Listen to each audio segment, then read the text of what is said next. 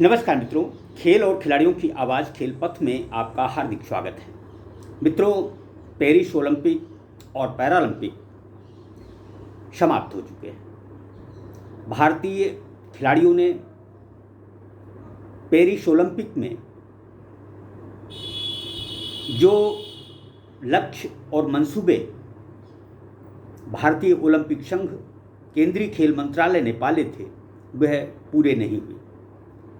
यद्यपि Paris Paralympic में भारतीय दिव्यांग खिलाड़ियों ने आशानुरूप प्रदर्शन करते हुए न केवल अब तक का अपना सर्वश्रेष्ठ प्रदर्शन किया, बल्कि एक नया कीर्तिमान भी स्थापित किया है।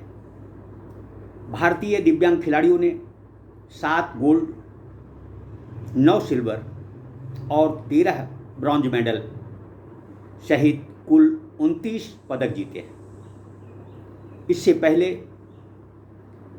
भारतीय दिव्यांग खिलाड़ियों ने टोक्यो पैरालंपिक में 5 स्वर्ण सहित कुल 19 पदक जीते थे। पेरिस ओलंपिक में भारतीय खिलाड़ियों ने सिर्फ 6 मेडल जीते, जबकि टोक्यो में भारत को 7 पदक मिले थे। खिलाड़ियों की इस सफलता के बाद हमेशा की तरह भारतीय प्रधानमंत्री नरेंद्र मोदी खिलाड़ियों का न केवल प्रोत्साहन करते दिखे, बल्कि उन्होंने पराजित खिलाड़ियों का भी हौसला बढ़ाया। प्रधानमंत्री नरेंद्र मोदी ने खेल के क्षेत्र में एक नज़ीर पेश की है। वह हर खिलाड़ी की न केवल स्थिति से अवगत होते हैं, बल्कि समय समय पर कुशल क्षेम भी पूछते हैं। देखा जाए तो नरेंद्र मोदी के खेल प्रेम कि जहां हर कोई सराहना करता है, वहीं भाजपा शासित राज्यों के मुख्यमंत्री और खेल मंत्री भी प्रधानमंत्री नरेंद्र मोदी के खेल प्रेम का ही बखान करते हैं। अब सवाल ये उठता है कि यदि देश का प्रधानमंत्री खिलाड़ियों की फिक्र कर सकता है, तो राज्यों के मुख्यमंत्री और खेल मंत्री क्या प्रशिक्षकों, शारीरिक शिक्षकों और उदीयमान प्रतिभाओं की खबर और उनका कुशल क्षेम नहीं जान सकते? देश में यदि खेलों को आगे बढ़ाना है, तो सबसे पहले खेल प्रशिक्षकों और शारीरिक शिक्षकों की माली स्थिति पर ध्यान देना होगा।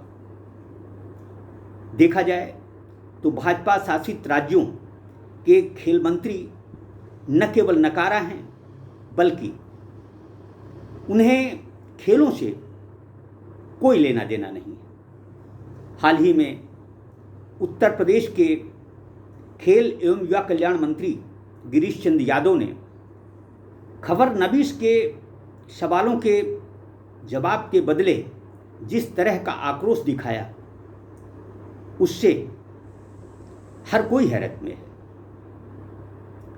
आप सवालों के जवाब नहीं दे पाते, इसका मतलब कि आप विकास की तरफ कतई ध्यान नहीं दे रहे। देखा जाए तो केंद्रीय खेल मंत्रालय बेशक खेलों की तरफ ध्यान दे रहा हो, लेकिन राज्यों की स्थिति बद से बदतर है। कोई भी ऐसा राज्य नहीं है जिसकी खेल नीति की सराहना की जा सके।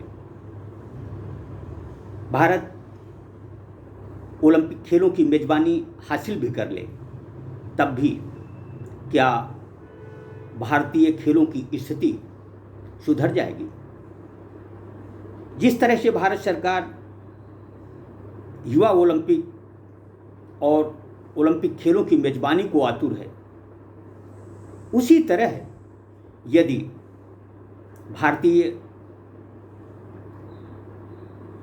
खेल हितैषी प्रशिक्षकों और शारीरिक शिक्षकों की स्थिति को सुधारने का संकल्प ले लें तो देश निस्संदेह खेलों में आगे बढ़ सकता है। हमारे देश में जिस तरह की स्थिति निर्मित हो चुकी है, उससे खेलों का भला होगा, इस पर कम ही भरोसा होता है। देखा जाए तो समूचे राष्ट्र में, हर राज्य में खेल प्रशिक्षक और शारीरिक शिक्षक सबसे खराब स्थिति में है। कोई भी राज्य सरकार खेल प्रशिक्षकों और शारीरिक शिक्षकों की तरफ कतई ध्यान नहीं दे रही। देखा जाए तो भाजपा शासित राज्यों में खेल मंत्री और मुख्यमंत्री सिर्फ घोषणाएं कर रहे हैं, जमीनी स्तर पर काम हो भी रहा है या नहीं हो रहा है, इसकी तरफ किसी का ध्यान नहीं है। यदि प्रधानमंत्री नरेंद्र मोदी खिलाड़ियों की फिक्र कर सकते हैं तो राज्यों के मुख्यमंत्री, खेल मंत्री, प्रशिक्षकों, शारीरिक शिक्षकों तथा प्रतिभाशाली खिलाड़ियों की सुध क्यों नहीं ले सकते। यदि राज्यों के मुख्यमंत्री और खेल मंत्री चाह लें तो 6 महीने में ही खेलों की स्थिति न केवल बदल जाएगी बल्कि देश में खेलों का एक बेहतर माहौल बन सकता है। लेकिन जब राज्यों के मुख्यमंत्री और खेल मंत्रियों का काम सिर्फ प्रधानमंत्री की बलैयां लेने में ही बीतता हो तो भला वह प्रशिक्षकों, शारीरिक शिक्षकों और खिलाड़ियों की सुध क्यों लें। मुख्यमंत्री हों या खेल मंत्री, उन्हें प्रधानमंत्री नरेंद्र मोदी को नज़ीर के रूप में लेना चाहिए। यदि प्रधानमंत्री नरेंद्र मोदी खिलाड़ियों की फिक्र कर सकते हैं तो मुख्यमंत्री और खेल मंत्री क्यों नहीं कर सकते। शुद्ध लें या न लें, प्रशिक्षकों और शारीरिक शिक्षकों का भला हो, इसका काम होना चाहिए।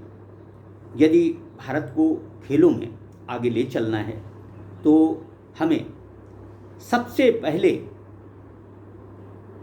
सम्मानित खेल प्रशिक्षकों, खेल शिक्षकों की न केवल सुध लेनी होगी बल्कि उन्हें आर्थिक मजबूती देने के प्रयास भी करने होंगे। तभी हमारा देश खेलों में आगे बढ़ सकता है, तभी ओलंपिक खेलों, कॉमनवेल्थ गेम्स तथा एशियाई खेलों की महत्ता साबित होगी। जय हिंद, जय भारत।